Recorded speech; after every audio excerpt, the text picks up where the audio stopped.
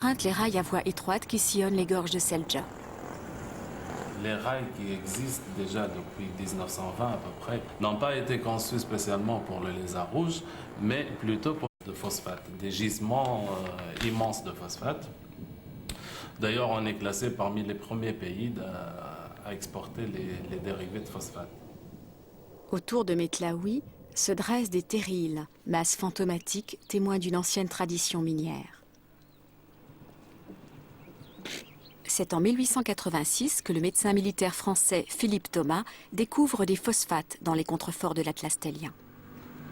Jusqu'à l'indépendance, la ville de Metlaoui porte son nom.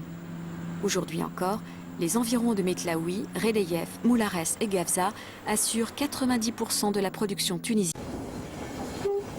Dès le début de l'exploitation du phosphate en 1896, commence la construction d'un chemin de fer à voie étroite destiné à la matière première jusqu'au port de Sfax et de Sousse.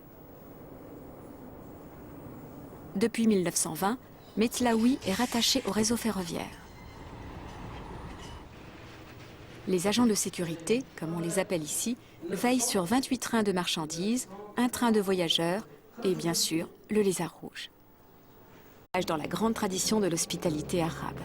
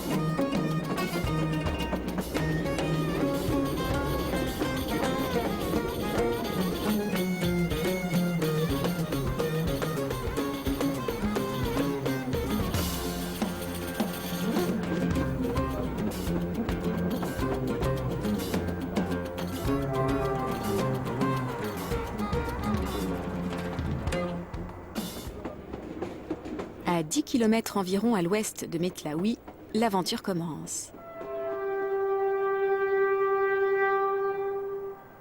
Le lézard rouge nous mène au berceau historique de la Tunisie du Sud, à la découverte de la culture capsienne.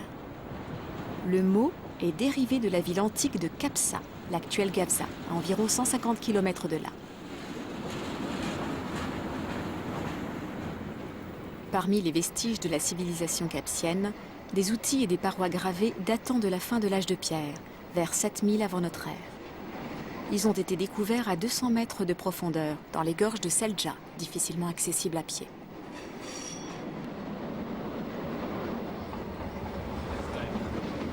Laissons à l'imagination de certains le soin de convoquer les esprits du temps jadis.